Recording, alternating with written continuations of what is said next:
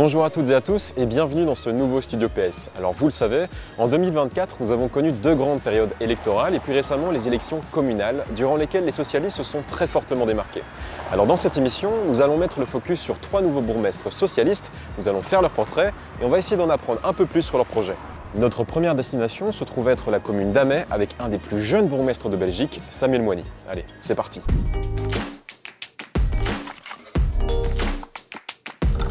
Samuel, tu nous as donné rendez-vous ici à Ampsin. Pour quelle raison? Alors j'ai choisi Ampsin parce qu'on a axé notre campagne et notre projet pour la commune sur quelque part le retour des villages, donc les anciennes entités de la commune, où on avait véritablement à cœur d'offrir dans chaque village certains services essentiels.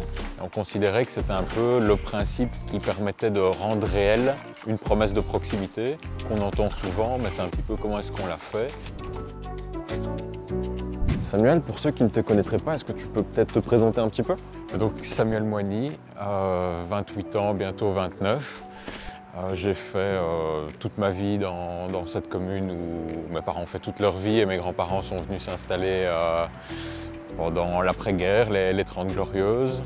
Donc voilà, j'ai toujours été engagé, toujours vécu dans cette commune.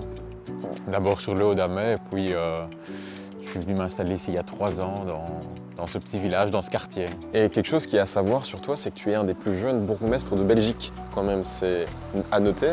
Alors est-ce que ça a une certaine importance à tes yeux? Je vois des personnes parfois assez âgées qui sont très jeunes dans leur tête et des jeunes qui sont très vieux dans leur tête aussi. Donc je pense que ça joue pas trop, ça marquera pas trop de différence, sauf peut-être que je mets un peu moins souvent des chaussures cirées, mais à part ça, non, je me fie pas trop à l'âge comme critère pour fonctionner avec les gens. Toi, en tant que bourgmestre dans la commune de Amay, qu'est-ce que tu vas pouvoir apporter? Ce que je vais essayer personnellement en tant que bourgmestre et avec l'équipe de mettre en place, c'est aussi un changement de méthode. On a beaucoup mis en avant la question de la participation citoyenne et donc aussi de l'écoute et de la concertation avec les citoyens. On a proposé notamment de faire à intervalles réguliers des réunions publiques dans les villages pour pouvoir s'adresser aux habitants, d'avoir des organes consultatifs qu'on consulte régulièrement sur plusieurs projets communaux. Et en fait, c'est essayer de faire confiance aussi à l'intelligence collective et toutes les compétences et les talents qu'on peut avoir dans notre commune. C'est aussi de leur donner l'opportunité de participer avec nous au travail pour la commune. Ça, c'est vraiment quelque chose qui compte pour nous. Est-ce qu'il y a d'autres pistes d'amélioration pour la commune? On est ici à Ampsin, on a la centrale nucléaire de Tihange qui est derrière nous. Pour moi, ça a été un vrai facteur d'émancipation et pour ma famille où beaucoup de personnes ont travaillé à la centrale. On voit à quel point l'emploi il est structurant dans nos vies et ça doit être une préoccupation locale. Moi, je suis persuadé, dans mon engagement politique, que les gens ils ont envie de travailler, mais c'est souvent une question d'opportunité qui manque, au-delà de la question de la seule volonté à laquelle on voudrait ramener ce débat-là. Et donc, au niveau local, ce serait vraiment l'objectif, c'est de recréer aussi des opportunités à gauche, à droite, à travers le commerce, mais pas seulement, en jouant sur les opportunités du territoire.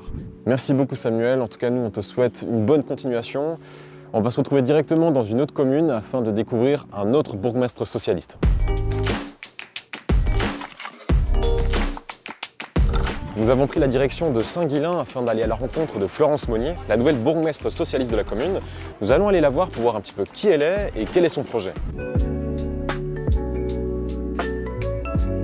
Alors bonjour Florence, tu nous as emmenés ici au marché de Saint-Guilain. Est-ce que tu peux nous dire s'il y a une signification particulière à ce point de rendez-vous? Vous m'avez dit mercredi matin. Mercredi matin, le cœur de la ville, c'est le marché de Saint-Guilain. Si vous m'aviez dit le vendredi, je vous aurais emmené au marché de Beaudour ou encore un autre jour dans le bois de Beaudour où j'adore m'aérer et me vider la tête.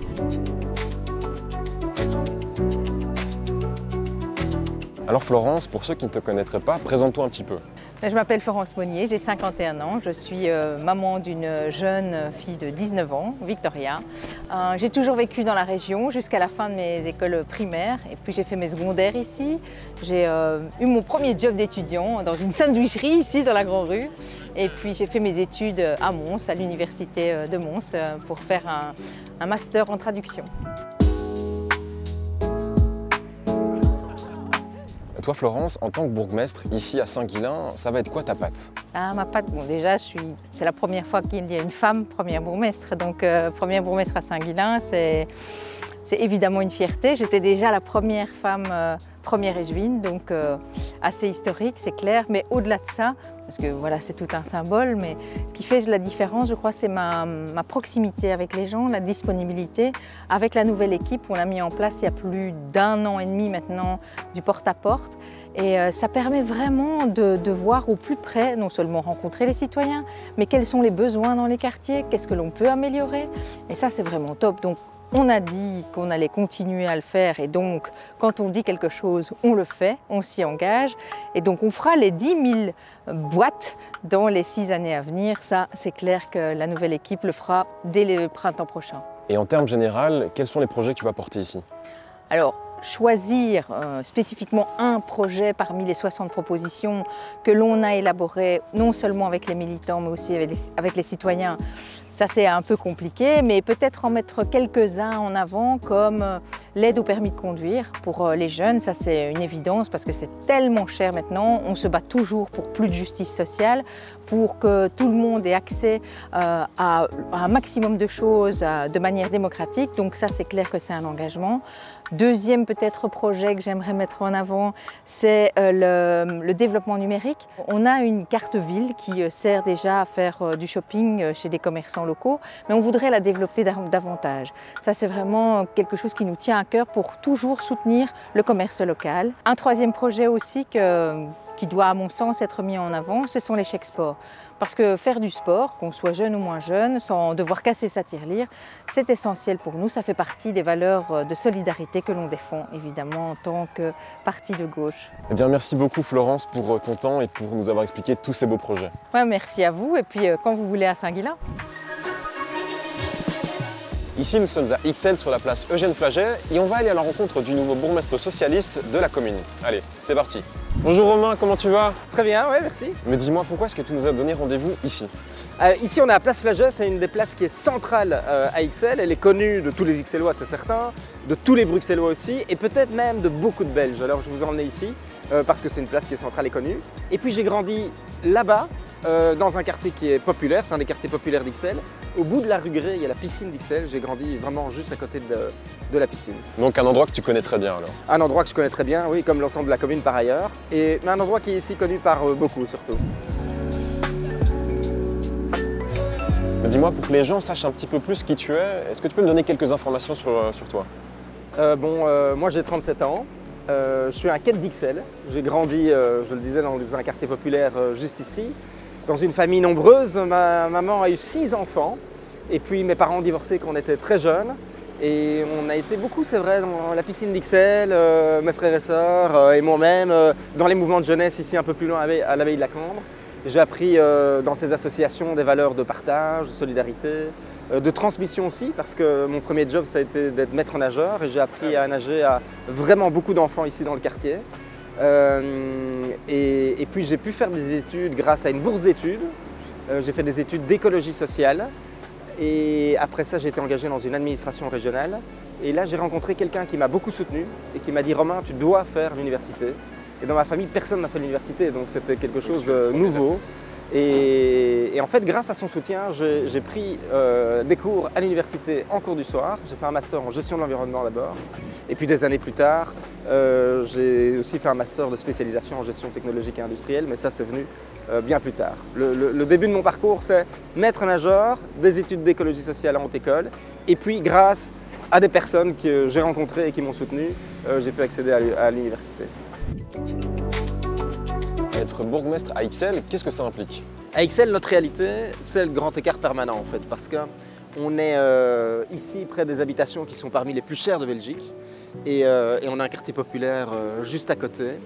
On a la chance d'avoir les universités, l'ULB et la VUB sur notre territoire, avec évidemment une population estudiantine qui est hyper importante, qui va être présente dans le quartier, aller dans les restaurants, aller dans les cafés, etc., qui va être très vivante.